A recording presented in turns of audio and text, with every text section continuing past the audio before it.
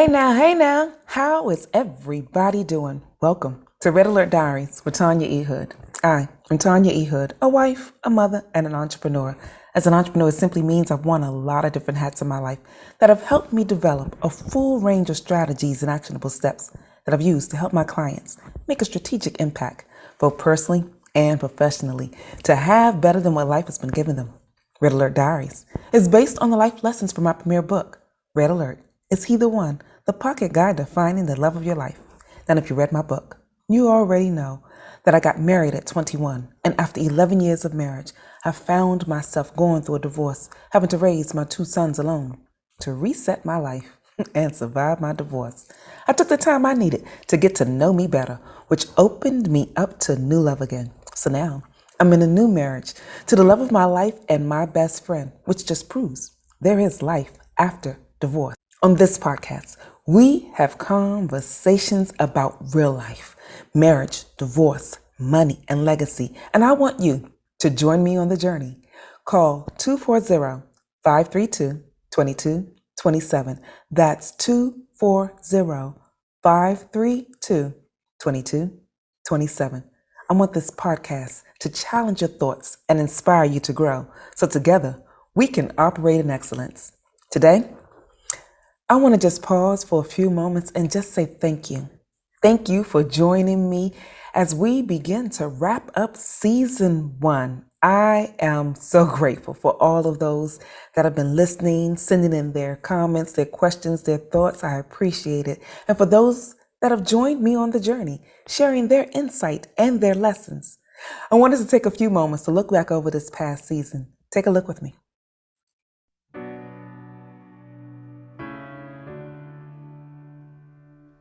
Show up for yourself, but you are representing so many other people. You're representing your family, you're representing your ancestors, and to wear that with pride, but show up. Honoring our feelings in that space, sharing our fears, sharing our frustrations, and sharing what do we still have control over though? Because if we don't look at our life in a way that someone else is invading our space, we have to remember that we actually have control over our life in spite of sometimes what's going on around us. And I'll share later, but it'll come up in one of the success equations that I train and teach in. But there's a success equation that I often comment on. And I'll just share it now, but it's E plus R equals O. Event plus response equals outcome. And that formula is really important to remember because it's in the R of that equation that we have control. And I always teach that, and I always embed that and talk to my kids about it, because we can get so frustrated, as I was sharing before, about what's going on around us that we can sometimes forget we still have control.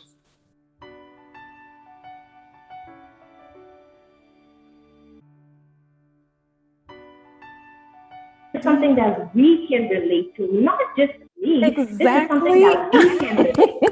We are like, we're standing on the shoulders of our ancestors.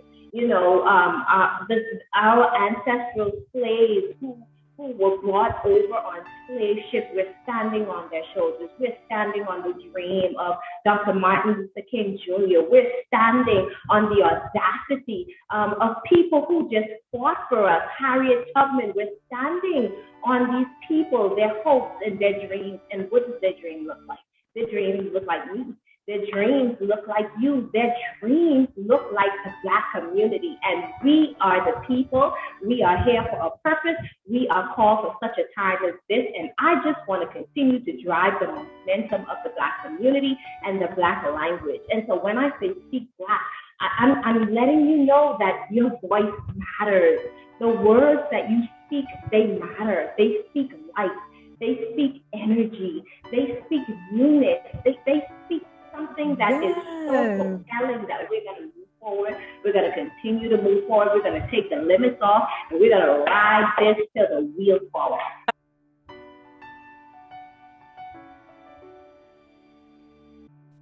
And then I also talk about life after this alcoholism, and how I was able to finally just give up and go to rehab here in Minnesota. Big shouts out to St. Cloud Regional VA.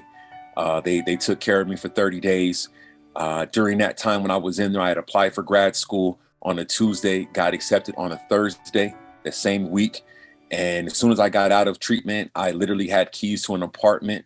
So as I just mentioned, went from homeless, literally being homeless a month before getting sober, into being able to have my own apartment. And I had my car delivered from Phoenix and my furniture delivered from Phoenix. So it was like, okay, well, now it's time for me to kind of get myself together as far as my health, because when I was diagnosed, I was like 30, I would say 36, 30, 36 or 37, one of the two. And I felt like I had a lot more life to live. And so in order to have that, to secure that longer life, I had to, take my health a little bit more serious. And that's what I've done, especially over the last 5 years. And we're not putting ourselves first. We're always putting ourselves behind, because we think that, I shouldn't do that because of XYZ, because I'm a mother. I shouldn't do this because I'm a Black woman. I shouldn't do this because I grew up over here, which is a very false narrative. So for the most part, what has helped me is my self-talk, is how I'm thinking about myself. I'm getting, I've had to work through tearing down those limiting beliefs and that negative self-talk, and giving myself more empowering thoughts, and be my biggest cheerleader. Like after 40, but the person that I found was the person who I was when I was 6 years old, with all the goals and my dreams. Like I was a writer at 6 years old. Like I used to like poetry. I remember growing up and writing poems and plays, and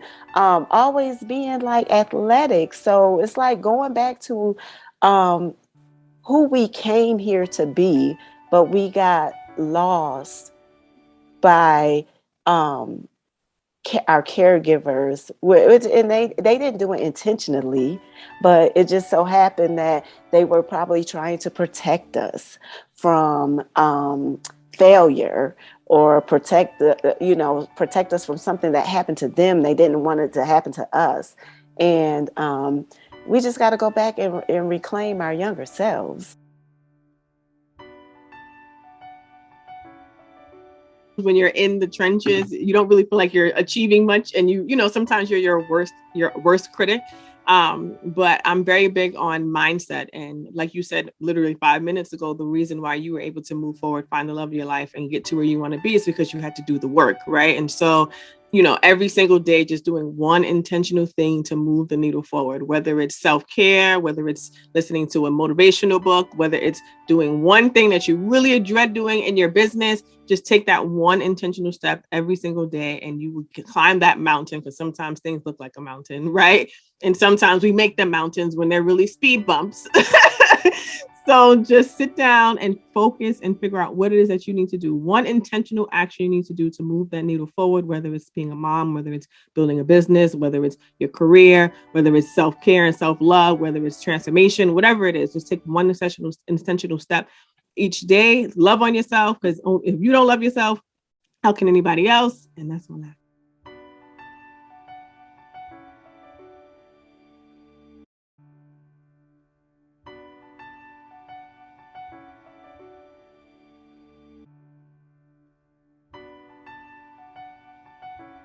Back to that place where their joy is alive.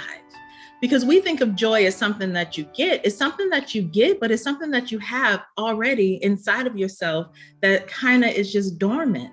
And if we live, move, and have our being from that place of joy, oh man, like life becomes a wonder. Life becomes a magical in a sense. And even though you go through things, once you make joy your baseline, make love your baseline, make peace your baseline, you always get back to that. It becomes your center. So even if things are going absolutely bonkers in your life, you still have that sense of joy and you can handle anything. I think a lot of times the reason why we break down and do things like self-medicate is because we are missing our joy and we're trying to find it in things that have nothing to do with our joy because it's all internal. So your life mission is to live from that joy. No matter what your profession is, you should have joy every single day of your life.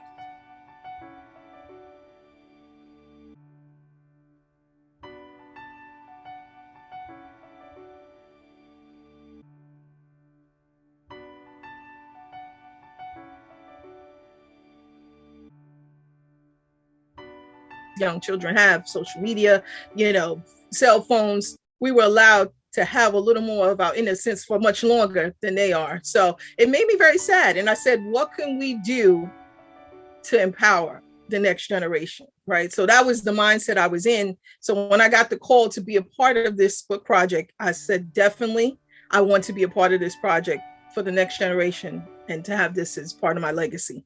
So that was the first part, but it was so many different layers to this book that, I know that this is divine intervention.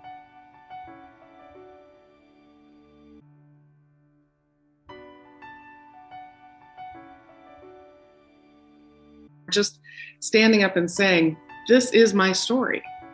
This is a part of me that I'm sharing with the world. So that's courageous. It's absolutely courageous and inspiring. I want you to know, you as a contributing author as well, to know that your voice matters. What you have to say matters.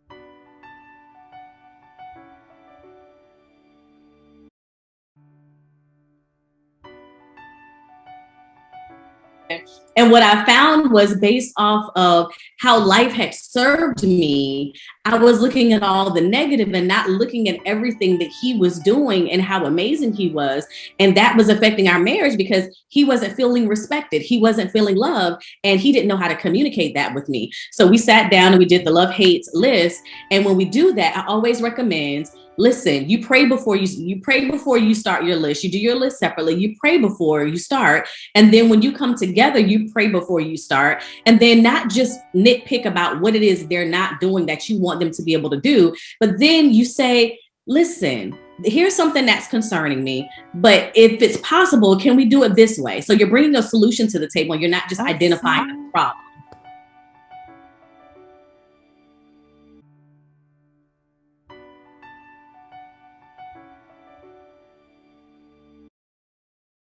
And being obedient to do so. And it was a really huge quote unquote risk in terms of, we had a lot of things that were stable. We had the careers, we had the home, we had the car, we had the things, but we were being called to a higher purpose.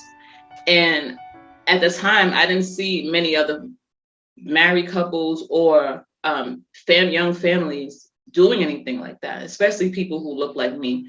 And so I felt like it was important to showcase us in this very vulnerable light, but not from a place of a before and after. Because I think far too many times we see people's, how they were before, and then we see the picture of them after, but we never actually see the process, that line in between.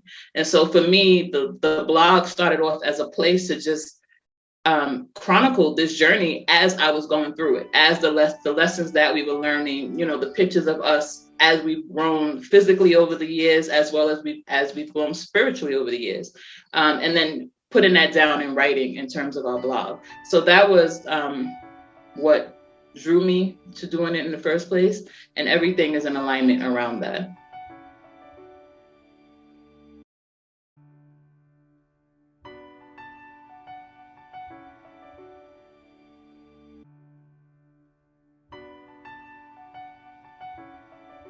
First, give thanks for the concrete floor and the blanket and the pillow and the heat and the light. When I was able to find gratitude in the muck and the mire, miraculously, I began to rise up from the muck and the mire. Rise up, rise up. And finally, there's a story about a donkey that was stuck in a hole that the farmer was like, help me get him out, help me get him out. And all the farmers came around and said, we'll just have to bury him because there's no way to get him out. And they start chucking dirt into the hole to bury the donkey. And the donkey used that dirt to build a base that he was able to eventually step up on the dirt they were trying to bury him with and walk out of the hole. And it was the same concept. I had to give thanks where I was sitting, where I was standing. And from that gratitude place, I was able to rise up.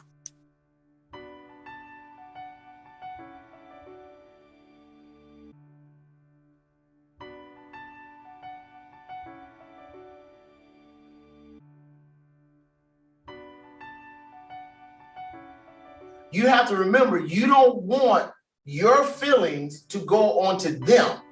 And so therefore you have to fight hard to create that safe place of peace so that they can tell you how they're really feeling through the process. And so a lot of times, because even when you're going through, we're always thinking about ourselves, but it's so different when you have a child, because now you don't want to start a belief system within your child that they're going to have to deal with when they get older. Right. So when you kind of keep that in mind, it's like, you know what? I want you to know I need to know how you're feeling through this process so that I can better answer you, so that you don't have to carry what I'm dealing with you and end up dealing with it yourself when you get older.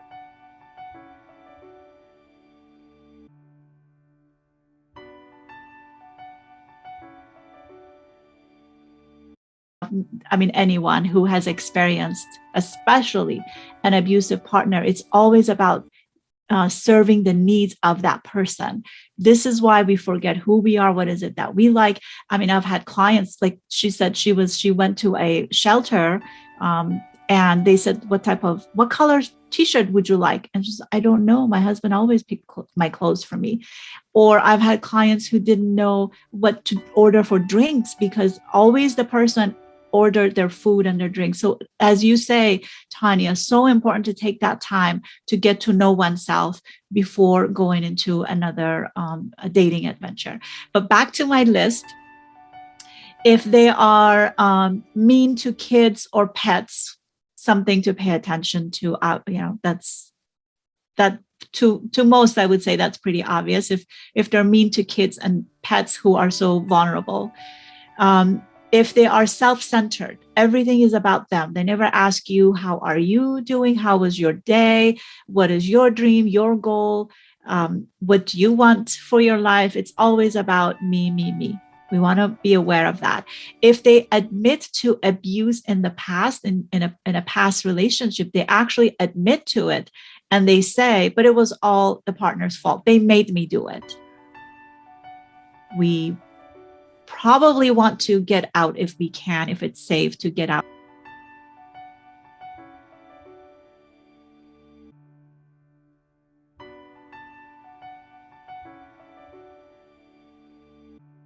Those of you that are looking to create the new strategies that you need, pick one and do it for 90 days. That way it becomes automatic.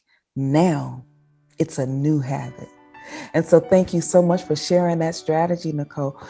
Because you have done this so much with individuals, you have created a nonprofit to help support single mothers through the process. Tell us a little bit more about that.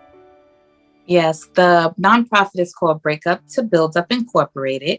And if anyone's interested, they can go to the website at breakuptobuildup.org. And on there, the website just shares our mission and our vision and our purpose.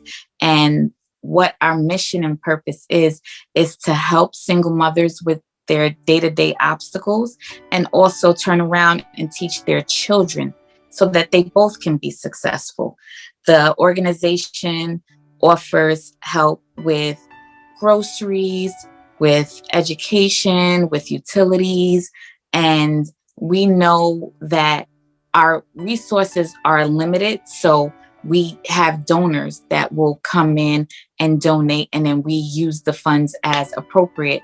But we know how hard it is. Like being a single mother and sometimes not having enough money for groceries, or not having enough money for gas, or not having enough money for clothing. Like these are all needs that we have. And it's like, no one can help us, because especially when you're a working single mom, and that's the problem I fell into, because I made too much money to qualify for anything, but I didn't make enough to cover all of my bills. And that's such a frustrating part. It's like, I want to get an education. I want to be home with my children. And yet I gotta really sit down here with all of these bills and see what I can pinch and pay a little of this and pay a little of that. And then that creates financial bad habits, but you have to do what you have to do.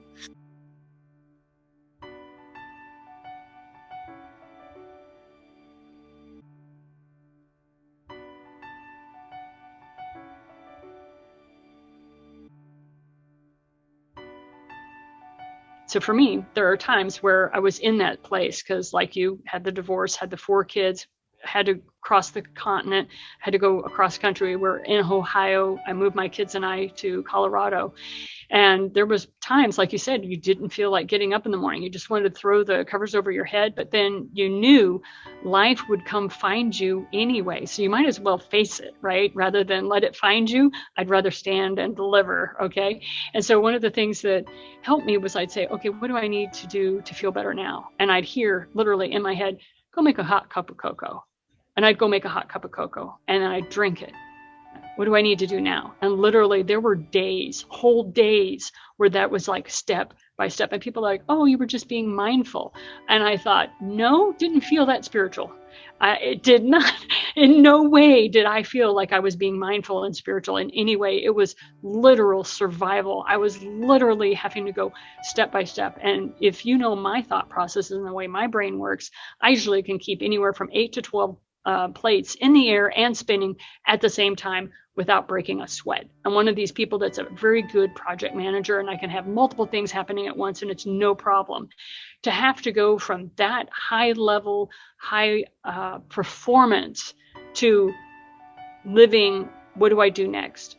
What do I do next? Was a total and complete mental shutdown. And I'm sure some psychologist out there or psychiatrist has a label for what I was going through.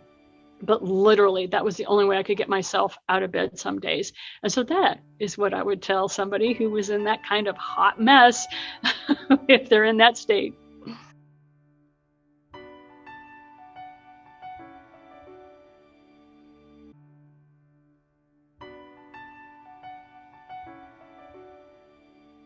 I realized that it was the coaching that helped me get through my marriage, get through my divorce. And I decided to write a book, and I called it Recovering from Divorce, 7 Steps to Recover so that you could live the life you're looking to live. Something like that. I don't remember the exact name because it's about 8 or 9 years ago, but it's called Recovering from Divorce, 7 Steps to Recover. And the recover are my 7 steps acronym to recovery. Okay. And I sold them. I know what you're feeling because I'm feeling the same thing. I was feeling the same thing. So you need to first look back and recognize what was serving you and what wasn't. And I'll be honest, I'd like to, in the beginning, when she first told me about the divorce, I was like, it's all my fault because that's me being a people pleaser. As I started to go through this, I realized, you know what? We both were at fault and we were both victims. And I could only take responsibility for what I did wrong. And I could only embrace what the victim was and let go of it so that I could grow. And the reason I say embrace it is because recognizing that it happened is only half of the battle. Because most people could get stuck down there and say, okay, I'm the victim, woe is me. But I said, now I got to fix it and turn it around. And that's how I approach it with my clients, saying, we look at the back, we admit the issues, then we move forward and we start to figure out how to make it work for us.